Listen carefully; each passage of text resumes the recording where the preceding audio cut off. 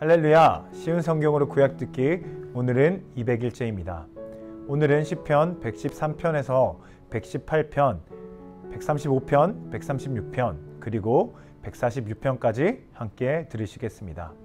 시편 113편은 여호와의 이름을 찬양합니다. 하나님의 높으신 이름과 놀라우신 일에 대한 찬양이 부각되고 있습니다. 특히 신약에 와서 부활절 때 자주 애송되는 것으로 보아 이스라엘의 구원을 그 내용으로 담고 있음이 분명합니다. 본서는 먼저 하나님의 이름을 찬양하도록 권면하며 나아가 높으신 하나님의 영광을 광대하게 묘사하며 마지막으로 하나님의 일들을 찬양하며 이 시는 끝을 맺습니다. 시편 114편은 열조에게 나타내신 하나님의 능력을 노래합니다. 바벨론 포로 생활에서 돌아온 이스라엘 백성들에게 임하는 하나님의 구원의 능력을 선포합니다. 이 시는 시편 전체를 통해 가장 서정적이며 설득력이 풍부한 것으로 알려져 있습니다. 처참했던 노예 상태에서 구원을 베푸신 하나님의 능력을 사람들이 두려워하고 있음을 밝히고 있습니다. 115편은 여호와께 돌리는 영광과 찬양의 시로 이스라엘의 중요한 절기에 주로 애송됩니다.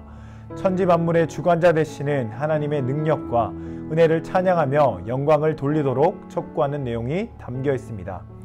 116편은 구원받은 자의 감사와 보답의 시입니다.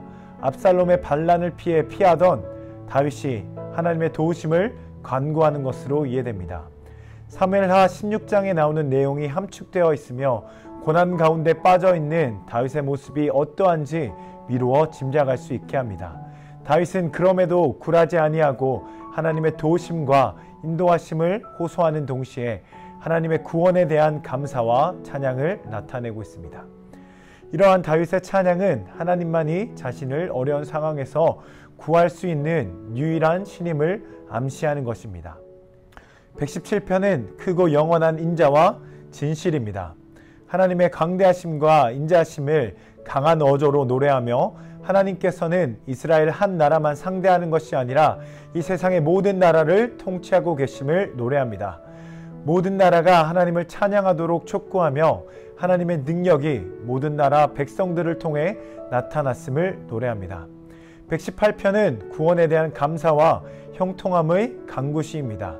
본시는 할렐시, 즉 하나님을 찬양하는 시로 불리며 그 내용은 하나님의 구원에 대한 뜨거운 감사와 찬양입니다. 다윗이 무수한 역경을 견디고 난 후 생명이 유지되고 복을 받은 것에 대한 시로 알려져 있으며 시 전체에 풍기는 분위기도 하나님의 은혜를 찬양하는 기쁨의 노래입니다. 135편은 택함 받은 자의 찬양입니다. 이 시편의 저자는 하나님을 찬송하도록 외칩니다. 시인은 여기서 하나님을 찬송할 이유로 여러 가지를 설명합니다. 하나님께서 그 백성을 택하여 주셨기 때문이며 또한 하나님께서 모든 자연세계를 다스리시사 우리로 하여금 살게 하셨기 때문입니다. 또 하나님께서는 특별한 은총을 베푸셔서 이스라엘 백성이 애굽에서 나올 때부터 가나안 땅에 들어갈 때까지 하나님의 은총을 맛보게 하셨으며 이런 은총을 후대의 모든 성도들에게 베푸심을 찬양하고 있습니다. 사람이 만든 우상은 보지도 말하지도 못하지만 하나님은 전능하신 이스라엘의 하나님이시기에 여호와를 찬양해야 한다고 시인은 노래합니다. 136편은 감사하라 그 인자하심이 영원함이로다 찬양합니다. 여호와께 감사해야 할 것을 이야기하며 특히 인간이 하나님께 감사해야 할 가장 큰 이유가 바로 그 인자하심이 영원함이라 말하고 있습니다. 여호와께서 참 하나님이신 사실 자체가 우리에게는 인자하신 일이며 그가 만물을 창조하신 사실과 그의 백성을 구원하시는 행적은 모두 다 사랑에 속하며 인간이 누릴 수 있는 복은 하나님께서 창조하여 주신 것으로 그 또한 사랑으로 말미암은 것임을 찬양합니다.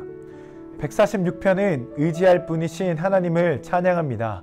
하나님을 찬송함에 있어 한평생 하겠다고 고백하는 시인은 사람은 믿을 바 되지 못하나 하나님은 영원히 신실하시며 믿을 수 있다고 고백합니다.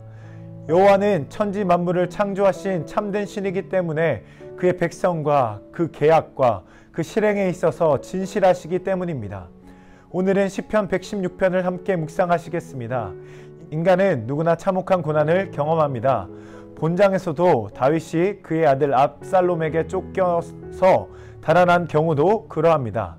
이러한 다윗의 고난에는 분명한 하나님의 섭리가 숨겨져 있었습니다. 그는 그 섭리를 이해하기 위하여 하나님께 기도하는 지혜를 발휘합니다. 고난 가운데서 그의 기도는 편안할 때 하는 기도와 격이 다를 수밖에 없었습니다. 하나님은 다윗이 하나님께 부르짖었을 때 그가 놀라운 구원을 체험하게 하셨습니다. 구약에 나오는 의인 욥도 하나님께 알 수 없는 이유로 고난을 받은 적이 있습니다. 그때 욥은 하나님의 이름을 망령되이 일컫지 않으며 나아가 하나님의 영광과 자신의 인간적인 한계를 실토하기까지 했습니다. 본장에 나오는 다윗의 경우도 마찬가지입니다. 그는 자신이 가장 사랑하는 아들 압살롬의 반란에 쫓겨 지금 크나큰 환란을 겪고 있습니다. 그러나 이러한 와중에도 하나님의 이름을 부르면서 도움을 요청하고 있는 모습은 다윗의 기도는 자신의 개인적인 욕심이나 명예를 얻기 위한 것이 아니라 하나님의 영광을 드러내기 위한 간절한 기도임을 우리에게 보여줍니다. 다윗은 하나님께서 자신을 연단시키려고 고난을 허락하셨음을 알고 있었습니다. 그러므로 그의 입에서는 하나님에 대한 찬양이 먼저 흘러나올 수 있었던 것입니다. 고난을 통하여 주시는 하나님의 은혜는 그 무엇과도 바꿀 수 없습니다. 하나님께서 허락하시는 고난은 사단이나 인간이 가하는 허무한 고난과 비교될 수 없는 것이며 이러한 하나님의 고난을 알기 위해서는 기도가 필연적입니다. 다윗은 고난을 통해 하나님의 능력과 은혜를 알게 되었고 이것은 언약을 성실히 이루어 가시는 하나님의 능력이 그에게 임한 놀라운 결과였습니다. 사랑하는 중앙가족 여러분, 하나님께서는 인간의 고난을 결코 방관하지 않으십니다. 자신의 고난을 알고 하나님께 호소하는 모든 자는 하나님의 구원을 체험하게 됩니다. 이러한 신앙은 하나님께서 허락하신 것이며 그 신앙은 택한 자를 결정짓는 유일한 열쇠가 되는 것입니다. 하나님께 택함 받은 자들은 자신에게 일어난 모든 일 속에 하나님의 섭리를 발견하려 애쓰고 나아가 그 모든 것을 하나님의 뜻에 맡기는 자들입니다. 그러므로 택한 자들은 자신에게 나타나는 모든 고난들을 하나님에 대한 믿음을 성숙시키는 계기가 되는 것으로 이해하며 자신을 바라보는 과정으로 삼아야 합니다.